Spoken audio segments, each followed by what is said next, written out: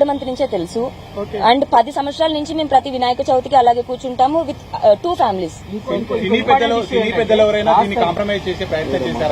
ఏవండి, హర్యానాతో మాట్లాడేవాడు, హర్యానాతో big boss Haryana glory, ఆమెతో 1 డే షూటింగే జరిగింది, కొన్ని ఎక్కువ పరిచయం కూడా కాదు. మరి వాళ్ళకి ఏం జరిగిందో తెలీదు. బట్ ఆ టైంలో నాకు అప్పుడే డీజేయింగ్ అంటే కొంచెం ఇంట్రెస్ట్ ఉంది. నేను డీజేయింగ్ నేర్చుకోవడానికి వెళ్ళాను గోవా 3 months కోర్స్ కి. సో నేను వెళ్ళిన 1 month కే హర్యానాతో ఇక్కడ ఇతను స్టార్ట్ చేశాడు.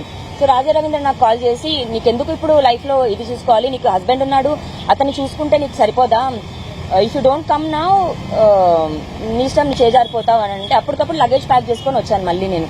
ఇంకొక ఇంపార్టెంట్ ఇష్యూ ఏంటంటే, రాజ్ తరుణ్ అంటే నిన్న మాట్లాడిన దాంట్లో కానీ గతంలో మీడియాతో మాట్లాడినప్పుడు నేను పెళ్లి అనేది చేసుకోను, పెళ్లి అనేది నా జీవితంలో ఉండదని చెప్తున్నారు. మీరు లవ్ లో ఉన్నప్పుడు కానీ రిలేషన్ లో ఉన్నప్పుడు కానీ పెళ్లి అనేటువంటి మాట ఎక్కడ కూడా లేదని చెప్తున్నాడు, అది వాస్తవమా?